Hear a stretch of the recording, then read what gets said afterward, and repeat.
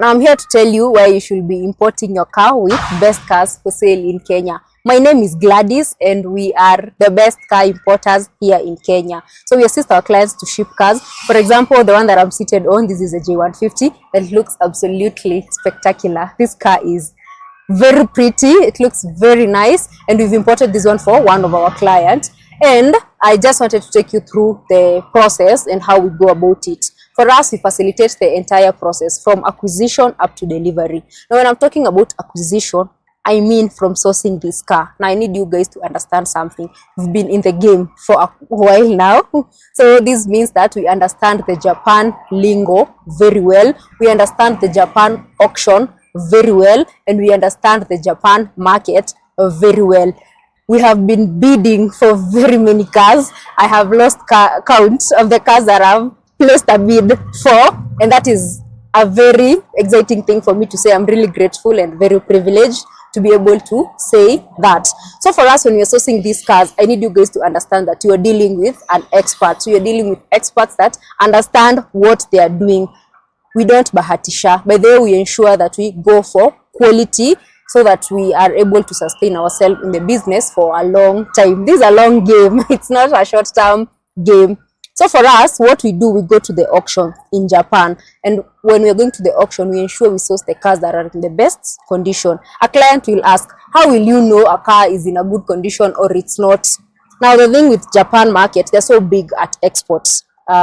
Just the same way in Kenya, we're so big at, coffee and all that. So for them, Japan, for them, export business is such a big part of their revenue. So this means that even the ministry, even the government is involved in exportation of cars, because from the other end, they're doing the exports. We're the ones that are doing the imports. Now, what the government of Japan does before any car is brought in the second-hand market, it has to be thoroughly inspected.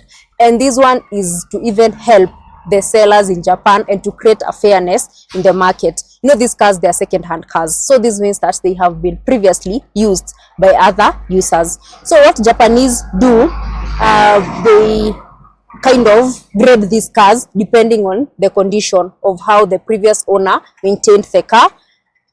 So cars that were well maintained, they're given high grade. And this means that after when they're listed in the auction, they're going to be listed for quite a high price, but they are in the best condition. And then there are those that are in poor condition. Also, those ones are listed in the auction, but they're going for a very low price. So that's why you find there's some people that buy the ones that are in the low grades, then they repair them, then you'll never know. But for when you deal with best cars, because since we are direct importers, we ensure that we get the ones that are high grades so that our clients get value for money. Every time I'm doing a video, I'm saying that all my clients are happy clients. So it's very important for me to walk the talk to ensure that I bring home grade 6 cars, grade 5, grade 4.5, grade 4, those cars that are in good condition. Now, how does the grading system work? They grade this car depending with the condition of the car. The highest grade you can get is a grade 6. Now, for example, the car that I'm seated on, this is a grade 6 car. And as you can see, it's very premium. It's very beautiful. It's almost new car. This means that the previous owner in Japan did not use this car recklessly. They maintained the car. They took good care of the car. And the car is still in a good condition. And then you have grade 5, a very rare grade, but once you get it, the client is always happy. And then you have grade 4.5. Now this is common for importation. It's a very common grade, but it's also a car that is in a very good condition. Actually, it's a best grade for importation. And then you have grade 4. Grade 4 is also a very good car. Now, most of you ask, what is the difference between a grade 4 and a grade 4.5? It could be something like that. Maybe before the previous owner submitted the car, they had not cleaned the car. So by the time it was being inspected, it wasn't clean. So that could affect the grading. And also something like animal hair, because Japanese, they keep pets a lot in the car. So the animal hair could also get a car to a grade 4. But then the other lower grades, at best cars, we don't touch those ones, because we have 3.5, we have 3, 2, 1, -1, 0, and repaired. But that means that those cars are reckless. Those cars were driven by reckless people. Those cars have mechanical issues. Those cars are damaged. They have very big problems. They will need repairs. And they are cars that, as much as they are cheap, you will still need the money that you're saving at that time. You'll still use it to repair, and we don't want our clients to experience, you know, all the hassle of going to the mechanic and the garage. So you'd rather, you know, save up, get a high grade car. It's going to give you value for your money. I can assure you that this client of this car will never go to the garage or to the mechanic for the next like 3 years or 5 years, unless maybe they are involved in an accident, which you don't hope for them to, you know, to be in such a situation. So once we've spotted a car, we bid for that car. And also something else is mileage. I need you guys to know something. I know there are narratives that are always pushed about mileage and all that, high mileage and all that. No, I like demystifying that narrative. A good car is a low mileage car, because mileage represents the wear and tear of the car.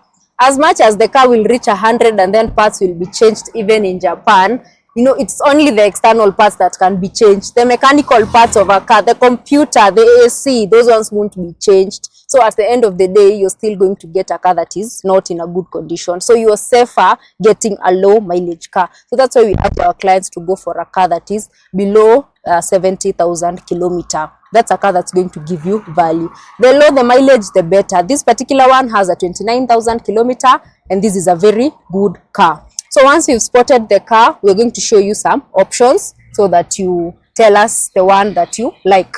Then we are going to bid for that car. Whenever we place a bid, we always expect two outcomes: to either win the bid or to lose the bid. In a scenario where we win the bid, then we just purchase the car. But in a scenario where we lose the bid, then it means that we'll just go back to the auction and bid for another car. You will not lose your deposits. Bidding deposit is just important to show that these are serious clients and they're not jokers. So once we win the bid, we purchase the car, then we start the shipping process. So this means that we book for the next available vessel that is coming to the port of Mombasa, and then we give you what we call the shipping schedule. These are the estimated departure time and estimated arrival time, so that you know when to expect your motor vehicle in Mombasa. After that, we take the car for another inspection. QISJ inspection. Remember, there was an inspection that was done in the auction. That's for grading the cars. Now, for cars that are coming to Kenya, it's mandatory they go for another inspection, and that's what we call the QISJ inspection. And this one is done to ensure a car is road worthy and to ensure a car has passed all the requirements, so that we avoid dumping here in Kenya. Of course, remember we bought a grade 4.5, grade 5, grade 6. So that car is in a good condition. Definitely, it's going to pass the QISJ inspection. Once it passes the QISJ inspection, we get a documentation, that is the certificate of road worthiness. Once you have that, we are going to send you a copy. The next thing will be to also get the export certificate, because these are some of the documents that we will require to clear the car at the port of Mombasa. The final document is given by the shipping line. That is what we call the BL. Now the BL has the name of the importer. Remember, you are the importer. When you're importing your car directly, all the names or the car comes in your name. Unless maybe you're using a company, yes, or maybe if it's a finance client, then it will need to be in dealer's name. But if it's your own car and you're paying 100% in cash, then it means that the car is going to come in your name. So you're going to give us the consignee. Those will be the names in the bill of lading. So we will send you the copy, we confirm everything, and then tell you when to expect the car at the port of Mombasa.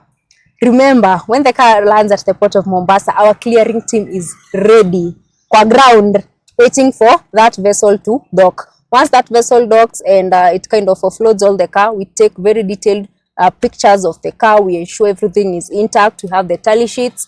We ensure everything is intact as it was submitted from Japan, so that our clients end up with a very good experience and a good car or what they ordered. After that, we're going to generate the duty entry once we get the manifest number. Once you generate the duty entry, you pay the duty, because kulipa ushuru ni kujitegemea. After you've paid the duty, then we are ready to clear the car. We register it.